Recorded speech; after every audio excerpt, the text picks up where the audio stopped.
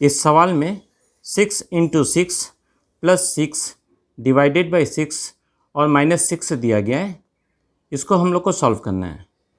तो जनरली अगर कोई इस सवाल को सॉल्व करेगा तो कैसे सॉल्व करते हैं? तो सबसे पहले वो इन दोनों टर्म को सॉल्व करेगा। तो 6 इंटू 6 ये होगा 36। उसके बाद में वो इसको उतारेगा, तो यहाँ पर हम लोग +6 डिवाइड बाई 6 और -6 लिखेगा। उसके बाद में फिर 36 में 6 को वो ऐड करेगा, तो इन दोनों को ऐड करने से आएगा 42। फिर इन दोनों टर्म्स को वो लिखेगा। फिर उसके बाद में फिर 42 को फिर 6 से डिवाइड करेगा, तो ये 7 टाइम्स में डिवाइड हो जाएगा। फिर -6 को लिखेगा। अब अगर 7 में से 6 को माइनस करेगा तो ये आएगा 1, लेकिन ये आंसर रॉन्ग है। अब इस सवाल को किस प्रकार सॉल्व करना है, आइए उसे देखते हैं। तो इस सवाल को सॉल्व करने के लिए हम लोग को एक फार्मूला का इस्तेमाल करना पड़ेगा, वह है बोडमास रूल।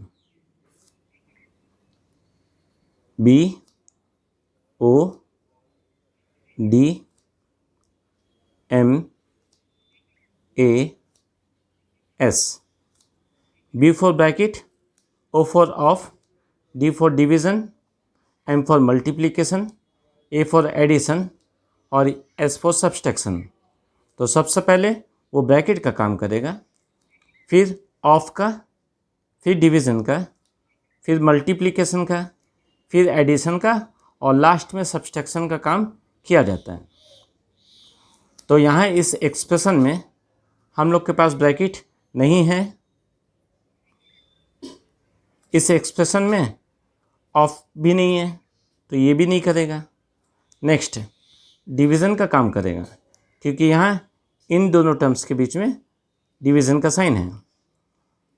तो ये वाले टर्म्स को पहले लिख लेंगे। तो 6 इंटू 6 ये प्लस, आप 6 को 6 से डिवाइड देने से 1 आता है। फिर आप इस टर्म्स को लिखेंगे -6। अब उसके बाद में यहाँ इस एक्सप्रेशन में मल्टीप्लाई है, एडिशन का साइन है और माइनस का साइन है। तो इन तीनों में से सबसे पहले हम लोग मल्टीप्लाई का काम करेंगे।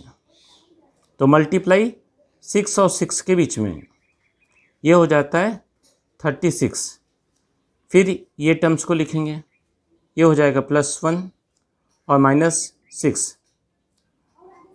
अब इस एक्सप्रेशन में एक प्लस है और माइनस है, तो यहाँ प्लस और माइनस में एडिशन का काम पहले होगा। तो 36 में 1 को अब हम लोग ऐड करेंगे, ऐड करने से वैल्यू आएगा 37। फिर -6 को लिखेंगे। उसके बाद में अब हम लोग के पास में 37 में से 6 को माइनस करने बोला गया।